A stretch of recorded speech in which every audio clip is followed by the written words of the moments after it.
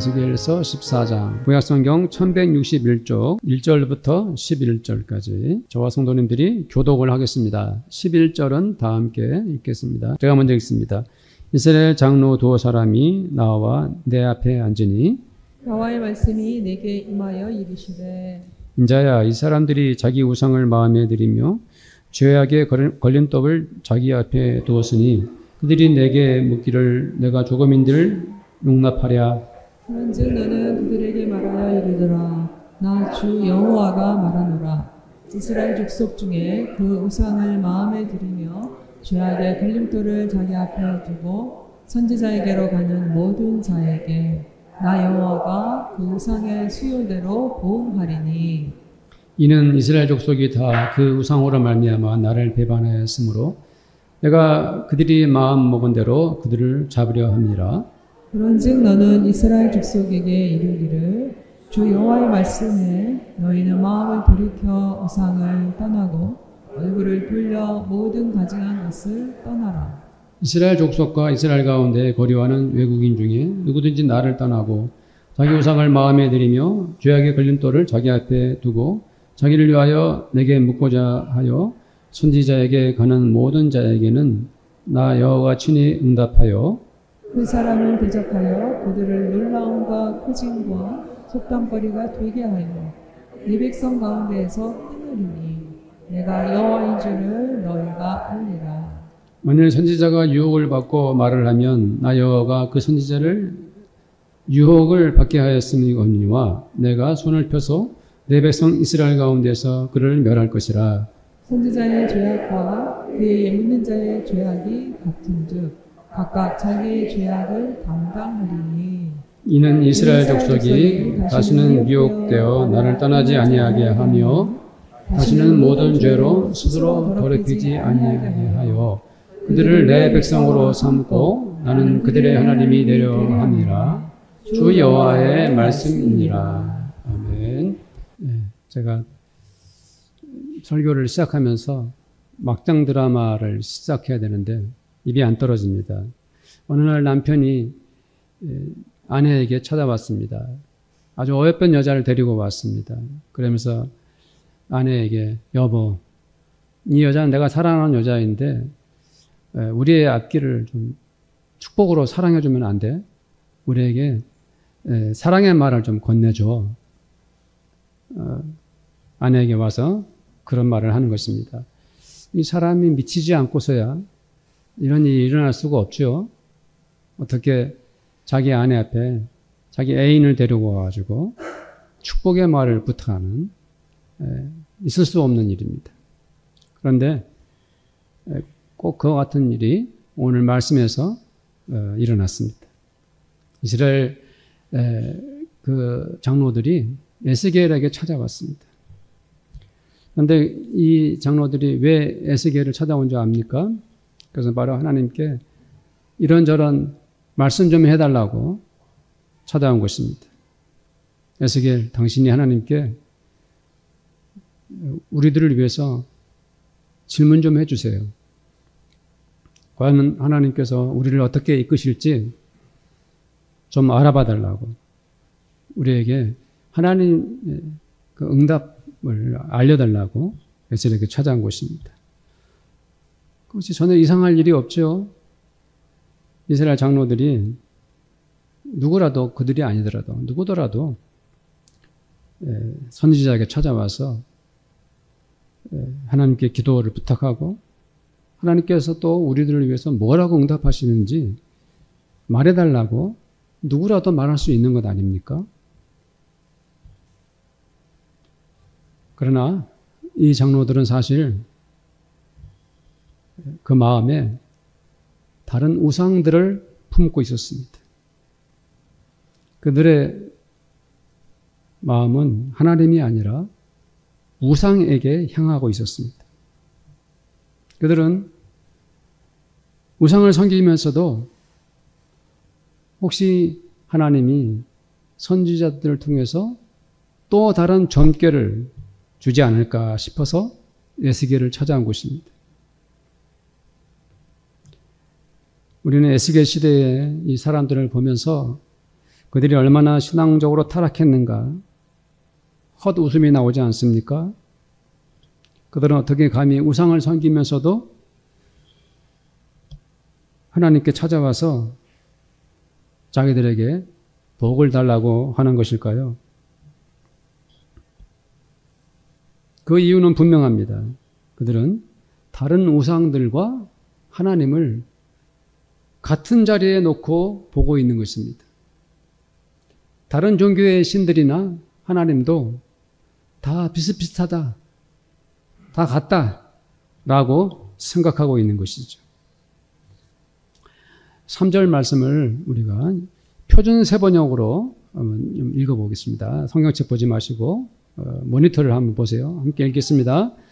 사람아, 이들은 여러 우상을 마음으로 떠받드는 사람들이며 걸려 넘어져서 죄를 짓게 하는 울가미를 자기들 앞에 둔 사람들인데 내가 과연 이런 사람들에게 질문을 받을 수 있겠느냐. 좀 더 풀어서 쉽게 이해하게 번역해 놓았죠. 그때에는 사람들이 하나님을 섬기면서도 우상을 섬기는 것, 이것이 그 사람들의 일상이었습니다. 하나님과 우상을 겸하여 섬기는 것이 하나도 이상할 것이 없었습니다. 오히려 그렇게 살아가는 것이 당연한 것이었습니다. 오죽이나 하면 그들이 마음속에 우상을 섬기면서도 선지자를 찾아와가지고 하나님의 점괘를 확인하려고 했겠습니까? 에스겔 시대의 그 사회적 현상과 지금 우리들 시대의 상황을 이렇게 비교하면 참으로 유사한 점들이 많습니다. 하루가 다르게 과학 문명이 바뀌어 갑니다. 얼마 전에 챗 GPT를 개발한 사람이 챗 GPT에다가 오자를 또 씌워가지고 훨씬 빠르고 훨씬 정확한 그러한 챗 GPT를 개발했다고 언론에 발표했습니다.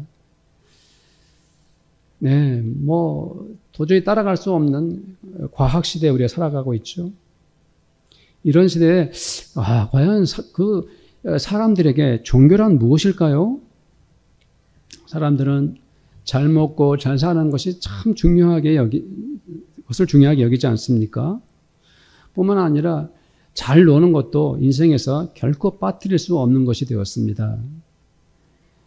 사람들은 구태여 종교를 가질 이유가 없다고들 생각을 합니다. 내가 일부러 신을 믿지 않더라도 우리들 스스로 얼마든지 잘 살 수 있다고 여기는 것이죠.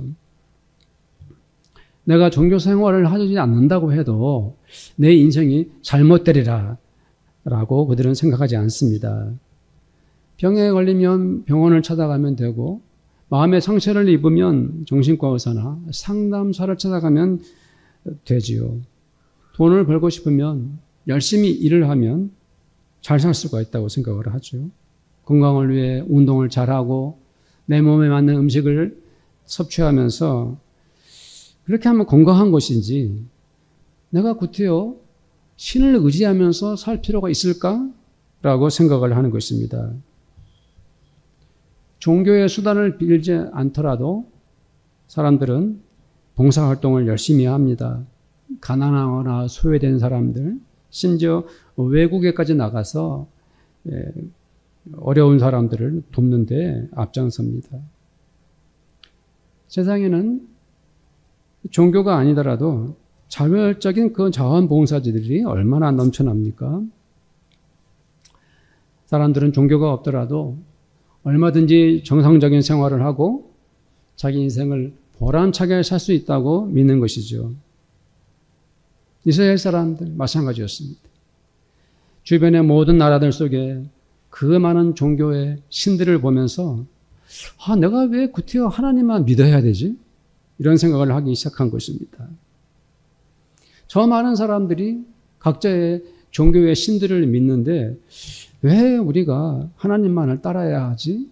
하는 생각들을 하기 시작합니다. 그러면서 그들이 점차 아주 자연스럽게 우상도 섬기고 하나님도 믿겠다. 그렇게 그들이 살았던 것입니다. 그러나 그 시대에 이스라엘 사람들이나 현대 문명에 살고 있는, 현재 살고 있는 사람들도 모르는 것이 하나가 있습니다. 그들 모두가 간과하고 있는 것이 있죠.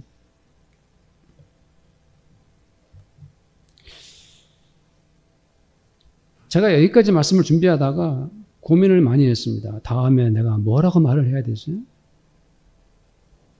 나는 성도들과 무엇 때문에 고민을 해야 되지? 라고 이렇게 말씀 준비하다가 멈춘 적이 있습니다. 실제로 멈추었죠. 성도님들, 이 세상에서 살아 움직이는 그 모든 생물의 종류가 얼마나 많습니까? 다 살아있죠. 움직입니다. 바닷속 깊은 데는 아직도 인류가 발견하지 못한 생물체들도 많다고 합니다. 밀림 속에는 사람의 눈으로도 다 헤아릴 수 없는 것들이 숨어서 숨쉬며 살아가고 있습니다. 벌레와 곤충들, 심지어 바닷속 플랑크톤까지 어떻게 그것들은 살아서 생물이 되었을까? 어떻게 모든 생물들은 암수가 구별이 되어서 이 지구 온 땅에 번식하고 번성하고 있을까? 모든 동물들은 완벽한 소화기관을 가지고 있습니다. 뼈가 있고 근육이 있고 눈과 코가 있어요. 그렇게 해서 완전히 생존을 합니다. 먹이를 먹고 배설을 하고 또 암수가 만나서 다른 새끼들을 낳고 있지요. 왜 지구에는 저렇게 바닷물이 많을까요? 그 물들은 도대체 어디서 온 것일까요? 왜 바닷물은 짜고 민물은 맑을까요? 왜 기린은 태어날 때부터 목이 길게 태어날까요? 과학으로 설명이 안 되고 증명이 안 되는 이 지구의 신비를 어떻게 풀겠습니까? 그러나 그 주인공은 창조주 하나님이십니다. 사람들은 하나님이 온 세상을 만드신 것을 모릅니다. 그들은 처음부터 하나님이 존재하지 않는다라는 믿음을 가지고 전제를 가지고서 온 세상을 해석하고 설명하려고 들지요. 하나님이 없다라고 처음부터 믿고 세상을 보는 것입니다. 그러나 왜 우리들은 하나님을 믿습니까? 왜 우리들은 하나님께 예배를 드립니까? 왜 우리들은 하나님을 찬송합니까? 왜 우리들은 하나님께 엎드려 기도를 드립니까? 왜냐하면 그것은 바로 하나님은 창조주이시기 때문입니다. 하나님은 여호와의 그 모습대로 우리 인간을 만드셨습니다. 우리 주 예수님은 우리를 구원하시기 위해서 십자가에서 죽으시고 또 부활하셨습니다. 그렇기 때문에 우리는 하나님을 믿는 것입니다. 세상 사람들은 신이 필요 없다고 말합니다. 그러나 우리는 하나님이 필요하기 때문에 예배를 드리는 것이 아니라 전능하신 창조주 하나님, 그분이 하나님이시기 때문에 우리는 하나님을 경배하고 하나님의 영광을 위해 찬송을 드리는 것입니다. 성도님들, 부모와 자식 간에도 이렇죠. 어떤 자식이 부모가 필요해서 나는 부모님을 사랑하고 섬긴다 하겠습니까? 우리는 부모님이 필요해서 부모님을 사랑하고 섬기는 것이 아니라 나를 낳으시고 나를 키워주시고 나에게 모든 사랑을 베풀어 주셨기 때문에 우리는 우리 부모님을 마음을 다해서 정성을 다해서 사랑하고 또 감사하고 섬기는 것입니다. 우리는 오직 나를 만드시고 또 우리를 하나님의 아들, 딸 삼아주신 하나님만을 믿습니다. 우리는 단지 그 하나님께만 기도를 드리는 것입니다. 우리는 나의 생명을 바쳐서 하나님께만 예배를 드립니다. 그러므로 우리는 에스겔 시대에 이스라엘 사람들의 거짓된 신앙을 철저히 배격하는 것입니다. 우리는 결코 다른 우상들과 하나님을 겸하여 섬기지 않습니다. 우리는 하나님도 믿으면서 세속의 신들의 유혹에 넘어가는 일은 결코 용납하지 않습니다. 사랑하는 성도님들, 저와 성도님들이 오늘 한번 생각해 보기를 원합니다. 그러나 우리는 과연 우상 숭배에 대해 자유로운가? 우리는 혹시 우상을 내 마음에 두고 있지는 않은가? 혹시 나는 내 생활에서 나의 우상과 짝하며 살고 있지는 않은가? 이런 질문을 해야 됩니다. 이러한 문제 앞에서 우리는 고민해야 합니다. 최근에 제가 목 건강에 대한 TV 프로그램을 우연히 본 적이 있습니다. 현대인들은 목 건강에 심각한 위험 상태에 노출되어 있다는 것입니다. 스마트폰이나 컴퓨터 모니터를 이렇게 오랫동안 고개를 숙여 보고 있으면 고개가 앞으로 나오는 자세가 습관화되면서 하나님께서 우리의 목뼈를 C자 곡선으로 만들어 주셨는데 정상적인 C자 곡선이 사라지고 거북목이 되거나 일자목이 된다고 합니다. 그런 사람들이 나이 많은 사람들뿐 아니라 젊은 20대, 30대에도 크게 증가하고 있다는 것입니다. 그래서 이 목 근육과 인대에 지속적인 긴장과 피로가 겹쳐가지고 만성 통증으로 이어진다는 것입니다. 저 자신도 식당이나 카페를 가면 저도 모르게 휴대폰부터 보는 습관이 생겼습니다. 사람들을 만나서 서로 눈을 마주보고 대화를 해야 되는데 나도 모르게 스마트폰을 끄적이고 있는 거예요. 그것이 내 몸에 아주 자연스럽게 익숙한 상태가 되어 있어요. 참으로 안타깝다는 생각이 듭니다. 요즘에는 책을 읽지를 않죠. 어른들뿐 아니라 초등학생, 중고생, 청소년들도 이 스마트폰 중독에 빠져 있다고 합니다. 우리들은 자기도 모르는 사이에 시간과 물질, 그리고 몸, 심지어 마음까지도 스마트폰에 빼앗겨 살아가고 있는 것이죠. 밥을 먹으면서도 그것을 보고, 대화를 하면서도 그걸 검색을 하고, 버스나 지하철에서도 심지어 때로는 예배를 드리면서도 사람들은 스마트폰을 보지 않으면 몸과 마음을 견디지 못하는 것입니다. 저는 이런 현상들이 일종의 우상숭배라고 생각을 합니다. 스마트폰에 너무 많은 시간과 마음, 몸을 빼앗기지 말기를 바랍니다.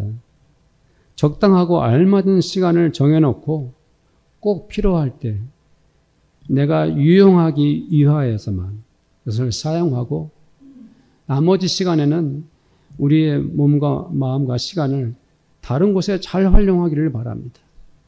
부디 우리 성도님들이 스마트폰의 우상에 빠지지 말기를 바랍니다.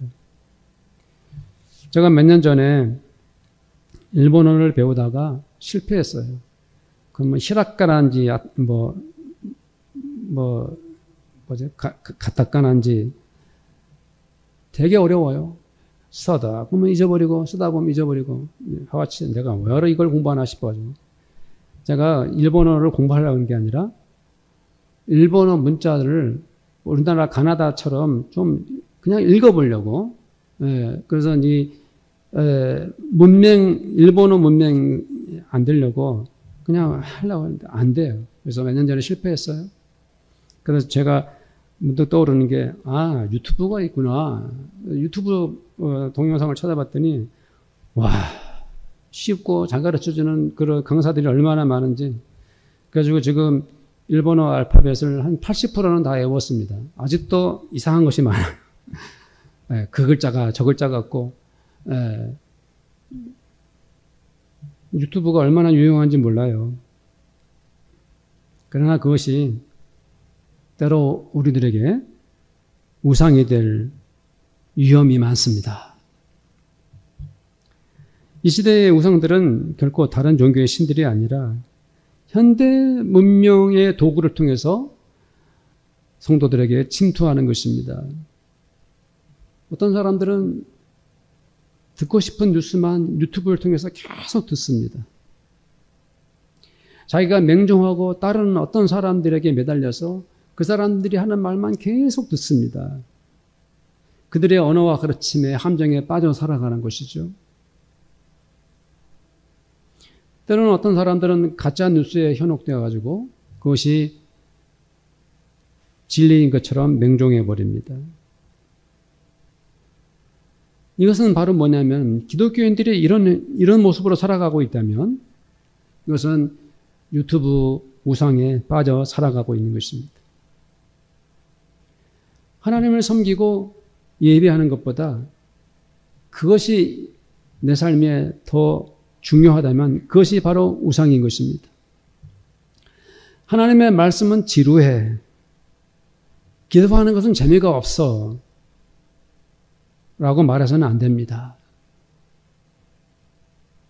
이스라엘 사람들이 결정적으로 잘못한 것은 하나님과 우상을 겸하여 섬긴 것이었습니다. 하나님을 믿는 사람들이 하나님을 믿으면서도 신앙생활을 하면서도 다른 우상을 함께 두고서 살아갈 수 없는 것입니다. 저와 우리 성도님들은 우선순위를 하나님께 두시기를 바랍니다. 내 인생의 가장 중요한 자리를 차지하는 분은 하나님이셔야 합니다. 성도님들, 우리는 자본주의 국가에서 살아가고 있죠. 가장 중요한 것이 돈입니다. 하루라도 먹고 살아가기 위해서는 돈이 필요하죠. 가족을 위해서라도 우리는 돈을 많이 벌어야 합니다. 사람들이 기본적인 생활을 이루어 나가려면 누구에게나 돈은 없어서는 안 됩니다. 며칠 전에 어떤 목사님하고 통화를 했는데 너무 더워서 힘들다고 해요. 왜 그러는가 했더니 자기 집이 교회 집 옆에 사택이 있는데 옛날 집 쓰레트로 지어가지고 너무 덥다는 거예요. 에어컨을 틀어도 소용이 없다는 거예요. 그 원로 목사님 시절부터 그 사택에서 살아온 거예요. 이분은 새로 오신 분이신데 기본적인 생활을 하기 힘들 정도로 고통을 겪는 거예요. 여름에. 왜 그렇겠습니까? 그 목사님과 그 교회에 돈이 없어서. 안타깝죠.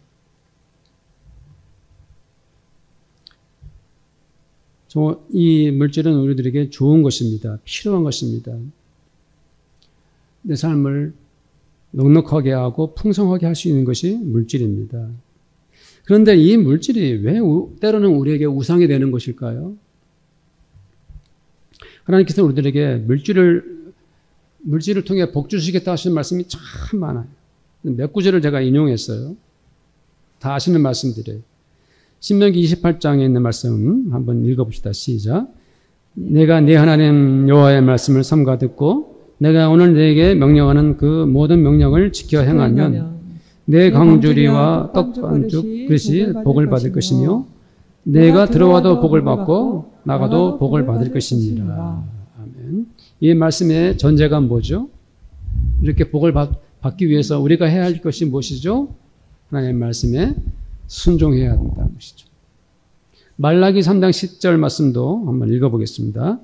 너의 온전한 11절을 창고에 들여 나의 집에 양식이 있게 하고 하늘 문을 열고 너에게 복을 쌓을 곳이 없도록 붙지 아니하나 보라. 이 말씀도 하나님께 먼저 헌신할 때 너희들에게 물질의 복을 쌓을 곳이 없도록 부어주겠다라고 말씀하고 계시죠. 잠언서 3장 9절 10절 말씀들 읽어봅니다. 내 재물과 내 수산물의 처음 익은 열매로 여호와를 공경하라. 그러면 내 창고가 가득히 차고 내 포도즙 틀에 새 포도즙이 넘치리라. 하나님을 물질로 섬길 때 창고와 그리고 수확이 넘치도록 복을 주셨다고 말씀하고 계십니다. 시편 112편 1절 3절 말씀 중에서 발췌한 말씀만 읽어봅니다. 시작. 할렐루야 여호와를 경외하며 그의 계명을 크게 즐거워하는 자는 복이 있도다. 부와 재물이 그의 집에 있으며 그의 공의가 영구히 서 있으리로다. 아멘. 하나님을 경외하고 그 계명을 즐거워하는 자에게 부와 재물을 약속하고 계시죠. 이 모든 말씀의 공통점이 무엇입니까? 그것은 먼저 하나님을 경배하고 하나님의 이름을 높이고 하나님의 말씀에 순종할 때 주어지는 약속인 것입니다. 그렇다면 우리는 하나님을 예배하고 주 예수의 복음을 실천하는 것을 빠뜨리고 그런 것들을 본질을 가장 중요한 것을 제쳐놓고 먼저 돈을 벌겠다고 하는 것은 그 돈 자체가 우상이 되는 것입니다.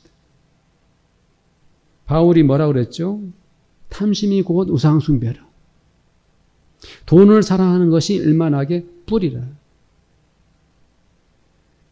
그것은 우리 일상생활 속에서 드러나죠. 어떤 남자가 가족을 위해서 밤낮으로 열심히 일을 합니다. 얼마나 열심히 일을 하는지 자녀들을, 아내를 만날 틈이 없이 땀 흘려 수고를 합니다. 그래서 출근할 때도 가족들을 못 보고 퇴근할 때도 다 자고 있어요. 얼마나 열심히 일하는지. 가족들의 형편을 살필 틈도 없이 돈 버는 일에 몰두합니다. 그렇게 시간이 지나는 동안에 아내는 그 마음이 멀어지고 자식들은 자기 마음대로 아무렇게나 살아갑니다. 바로 그것입니다. 겉으로는 가족을 위해 일하는 것처럼 보여도 사실은 그 남자에게 돈이 우상이 되어버린 것입니다. 일 중독에 빠진 것이죠. 자기가 하고자 했던 그 일이 오히려 우상이 되고 만 것입니다. 그 사람이 정신을 똑바로 차리고 열심히 일하되 일과 가족을 균형 있게 살펴봤다면 그 가정에 더욱 행복했겠지요. 하나님과 우리 사이도 마찬가지입니다. 우리가 하나님을 찬송하고 하나님께 엎드려 기도를 드리면서 하나님의 말씀에 말씀을 내 인격에 믿음으로 받는 과정을 생략해버리고 그런 것은 소용없이 그냥 제껴놓고 우리가 일에만 매달리면 돈 버는 일에만 빠져 살아간다면 그 일과 돈이 우상이 되어버리는 것입니다. 하나님보다 더 사랑하는 것, 그것이 우상입니다. 그렇게 우상하게 매달려 사는 사람은 하나님과도 멀어지고 자기 인생도 점차 피폐해져 가는 것입니다. 사랑하는 성도들, 우리는 항상 하나님 중심으로 살아야 합니다. 우리는 하나님의 말씀을 따라서 살아야 합니다. 그리고 그 어떤 누구보다도 최선을 다해 열심히 일해야 됩니다. 계획을 세우고 기도를 하면서 꿈을 꾸고 열심히 돈을 벌어야 합니다. 그렇게 물질의 복을 받아 누려야 됩니다. 그러면 가족들도 더욱 사랑하게 되고 그 물질로 하나님께 영광을 돌릴 수가 있어요. 사랑하는 성도님들, 돈이, 물질이 우상이 되지 말기를 저는 간절히 소원합니다. 성도님들, 우리 기독교인들은요, 다른 종교인들이나 또 신앙생활하지 않는 사람들에 비해서 많은 혜택을 누리며 삽니다. 그 중에 하나가 자기 성찰을 많이 하게 되죠. 왜죠? 그것은 바로 자주 우리들이 하나님의 말씀을 듣기 때문에 그 말씀을 통해 자신의 얼굴을 비추어 볼 수 있죠. 예배를 드리면서도 자기 반성을 많이 합니다. 때로는 그룹으로 모여서 말씀 나눔을 하면서 성도들의 고백과 그들의 신앙생활을 보면서 내 모습도 깨닫게 되죠. 기도하는 성도들은 하나님으로부터 자기 인격과 삶이 성장하는 것을 경험하게 됩니다. 그러다 보니까 기독교인들은 자신이 소중한 존재라는 것을 깊이 깨닫게 되죠. 아, 나는 소중한 존재. 그래서 교회에서 목사들이나 하나님의 말씀들이 우리의 자존감을 높여주는 그런 일들이 교회에서 많이 생기지 않습니까? 제가 알고 있는 많은 찬송 중에서도 이렇게 아름다운 가사와 곡조가 있을까 하는 것 중에 하나가 당신은 사랑받기 위해 태어난 사람.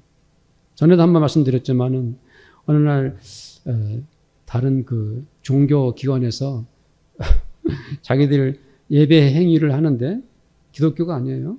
이 노래를 부르더라고요. 놀랐어요. 당신은 사랑받기 위해 태어난 사람. 우리 한번 다 아니까 한번 불러봅시다. 그냥 불러봅시다. 1절만. 전선이 어떻게 시작할까요? 지금 시작해 보십시오. 당신은 사랑받기 위해 태어난 사람. 당신의 삶 속에서 그 사랑받고 있지요. 당신은 사랑받기 위해 태어난 사람. 당신의 삶 속에서 그 사랑받고 있지요. 태초부터 시작된